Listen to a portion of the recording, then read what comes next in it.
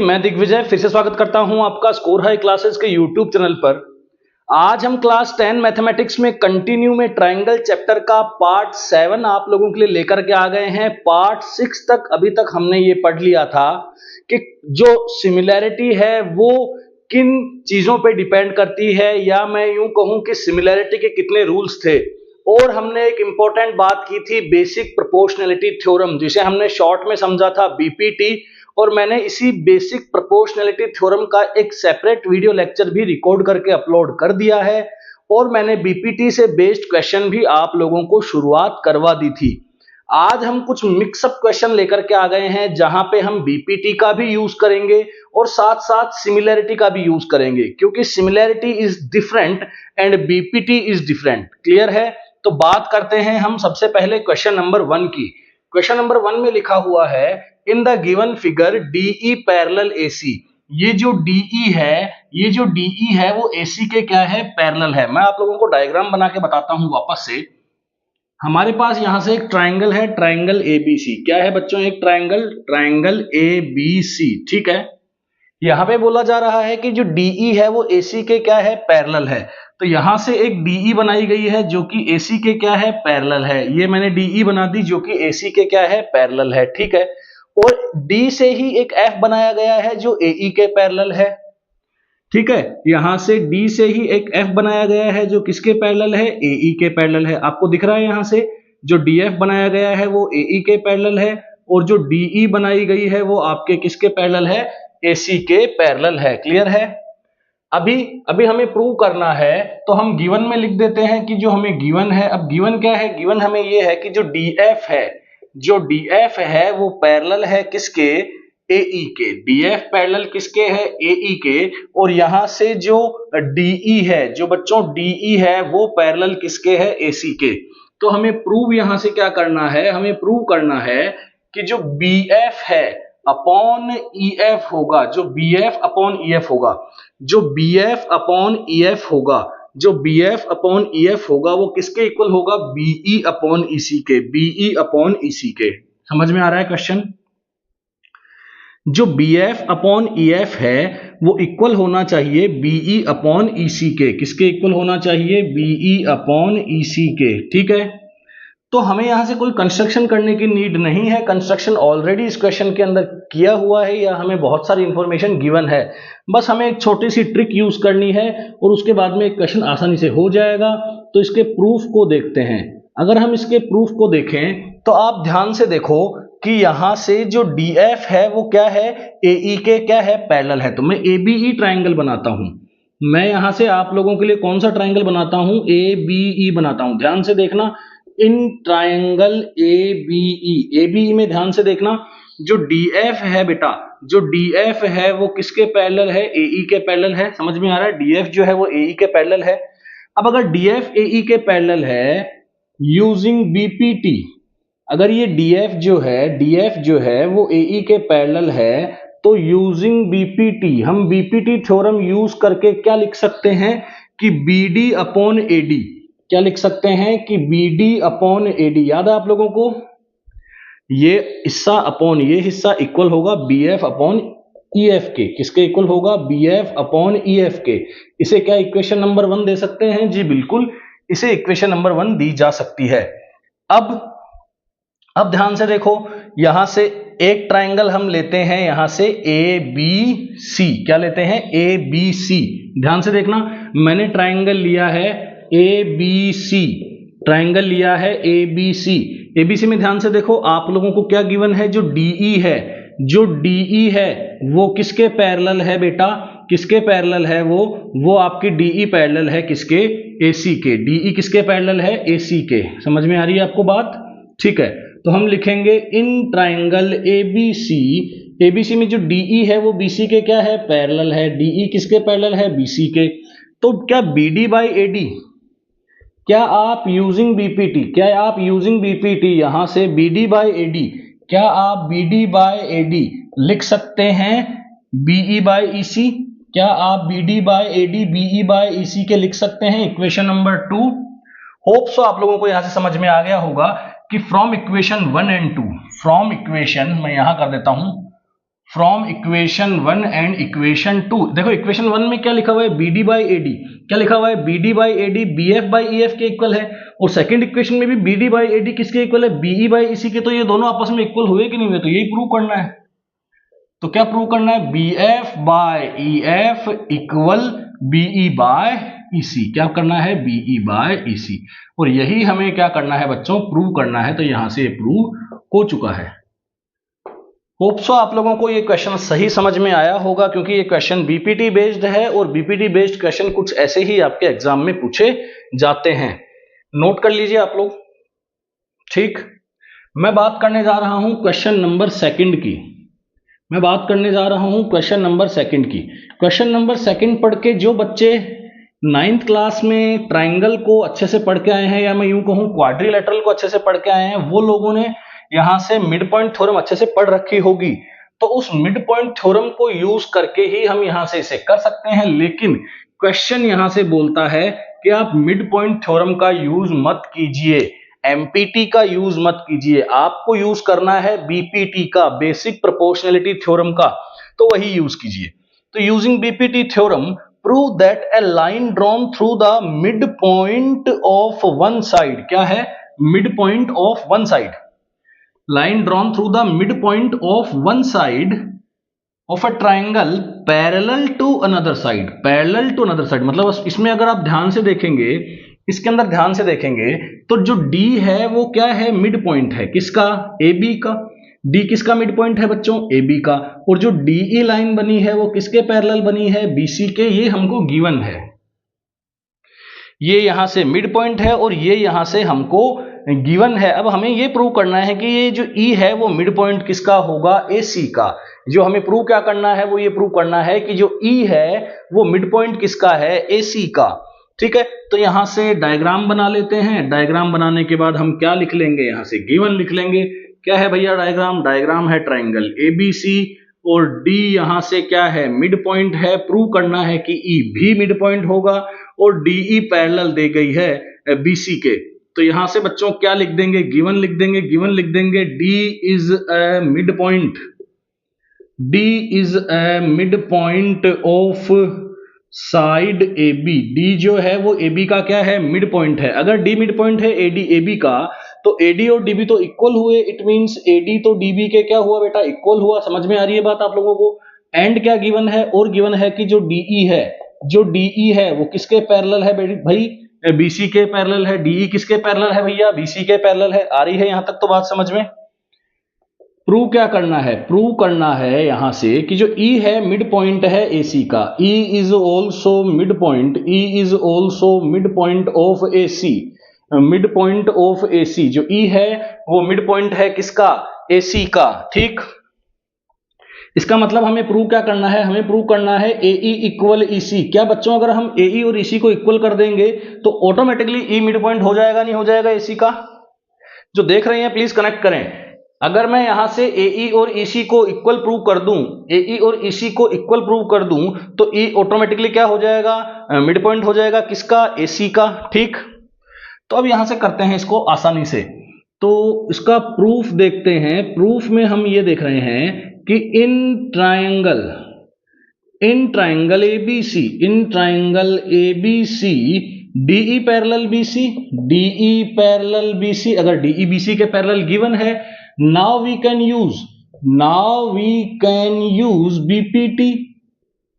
हम BPT use करके ये बोल सकते हैं कि AD बाय DB, हम BPT यूज करके क्या बोल सकते हैं कि AD बाय DB इक्वल होगा AE बाय EC के। बोलो नहीं होगा क्या, आ रही है बात समझ में। जो AD बाय DB है वो AE बाय EC के क्या होगा भैया, इक्वल होगा। लेकिन आप लोग देखो कि AD और DB तो इक्वल है, तो AD और DB अगर इक्वल होगा तो AD अपॉन DB हमेशा ही कितना आएगा, 1 आएगा कि नहीं आएगा। ध्यान से देखो, अगर AD DB के इक्वल होगा, अगर AD DB के इक्वल होगा तो इन दोनों का रेशियो करोगे तो 1 ही आएगा, कट जाएगा आपस में। AD और DB दोनों सेम है तो कट जाएगा, तो कितना आ जाएगा, 1। EC को इधर भेज दो, तो यहां से जो आपका है वो AE किसके इक्वल हो गया, EC के। इसका मतलब क्या हुआ, इसका मतलब ये हुआ कि जो E है वो मिड पॉइंट है किसका, AC का। और आप लोगों को यही बात क्या करनी थी बच्चों, प्रूव करनी थी। क्लियर है, कर लेंगे आप लोग। क्या आप लोगों को सेकंड क्वेश्चन समझ में आया? बहुत बढ़िया। सेकंड क्वेश्चन भी आसान था। इरेज कर रहा हूं, नोट कर लीजिए आप लोग। ठीक, अब हम बात करते हैं क्वेश्चन नंबर 3। ये सारे जो क्वेश्चंस हैं वो एनसीईआरटी के ही हैं। मैं बहुत बेसिक से शुरुआत करता हूं। मेरा पार्ट 1 अगर आप किसी भी वीडियो लेक्चर का देखेंगे, मैं बहुत बेसिक से शुरुआत करता हूं, बहुत इजी वे में मैथ्स की बात करता हूं। कोई भी सब्जेक्ट में पढ़ा रहा हूं, मैथ्स या फिजिक्स, मैं आपके लेवल पे आके बात करूंगा कि आपको आसानी से समझ में आ जाए। हाँ, ये जरूर है कि आगे आने वाले क्वेश्चंस में मैं लेवल बढ़ाऊंगा, लेकिन अगर आप डायरेक्ट वही पार्ट देखेंगे जिसमें लेवल बढ़ा हुआ है तो आप लोगों को लगेगा कि ठीक नहीं पढ़ा रहे हैं। लेकिन मैं आप लोगों को कह दूंगा कि अगर पार्ट 1 से आप पार्ट जितने भी मैं बनाता हूं किसी चैप्टर के, अगर वो कंप्लीट देखेंगे, आप लोगों के एग्जाम में क्वेश्चन गलत नहीं होने वाले हैं, क्योंकि मैं कॉन्सेप्ट को आपके दिमाग में ऑलरेडी फिट कर चुका होता हूं। बस मुझे केवल क्वेश्चंस ही करवाने हैं और आप लोगों को क्वेश्चन ज्यादा से ज्यादा क्या करने हैं, अटेम्प्ट करने हैं।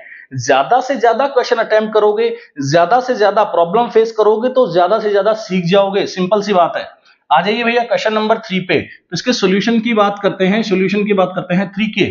लिखा हुआ है कि ABCD is a trapezium. ABCD एक क्या है? ट्रिपेजियम। तो बना लेते हैं बच्चों, एक एबीसीडी ट्रिपेजियम बना लेते हैं। ठीक है, ये बनाया हमने ए बी सी डी, एक क्या बना लिया? ट्रिपेजियम बना लिया। ठीक है, in which A B parallel C D, हमने बनाया भी वही है। ए बी को किसके पैरेलल बनाया है भाई? सी डी के पैरेलल बनाया है। ठीक है, its diagonal intersect each other at point O. अब डायगोनल क्या होते हैं? डायगोनल होते हैं जो ऑपोजिट वर्टिसेस को मिलाने वाली लाइन को क्या बोला जाता है? डायगोनल बोला जाता है।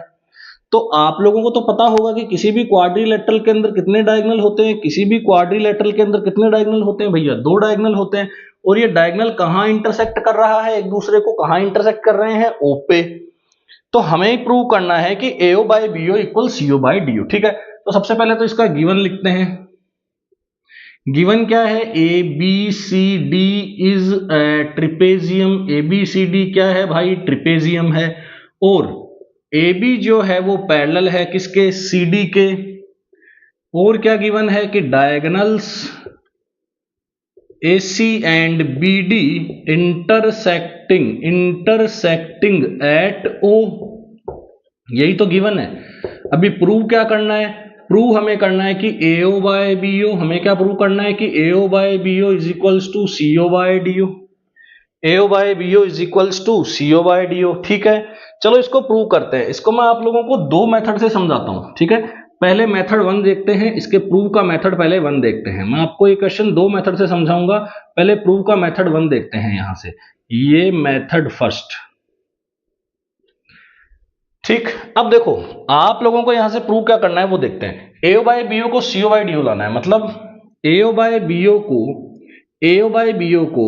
CO बाय DO लाना है। ठीक है, समझ तो गए होगे क्वेश्चन। तो AO बाय BO इक्वल होना चाहिए CO बाय DO के। यहां तक तो क्लियर हुआ आप लोगों को? क्वेश्चन समझ में आया, गिवन समझ में आया। ठीक है, अब बच्चों देखो इसके गिवन पे थोड़ा गौर करो। आप इसके गिवन पे थोड़ा गौर करो। अब गिवन पे गौर करने से क्या होगा कि जो AB है वो किसके पैरेलल है भैया? CD के।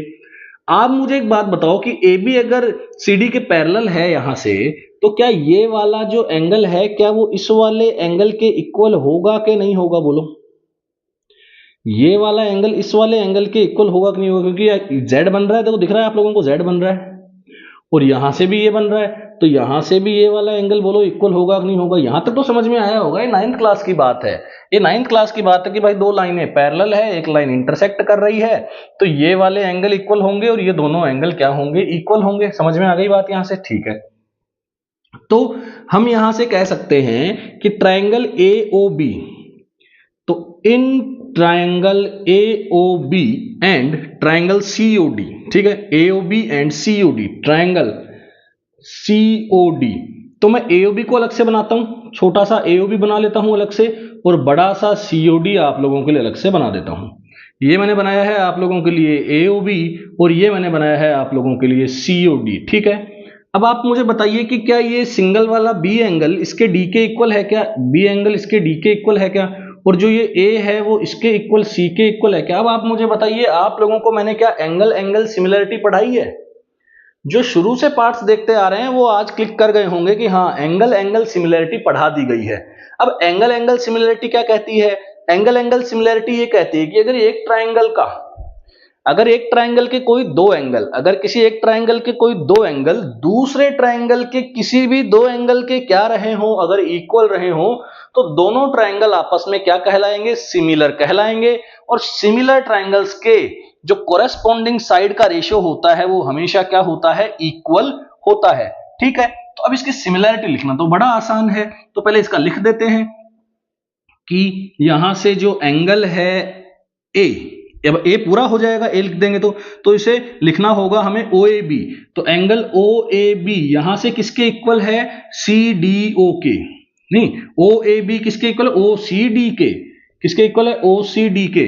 और क्या है, ओ बी ए, और क्या है, ओ बी ए, ये किसके इक्वल है आपका, ओ डी सी के, किसके इक्वल है, ओ डी सी के।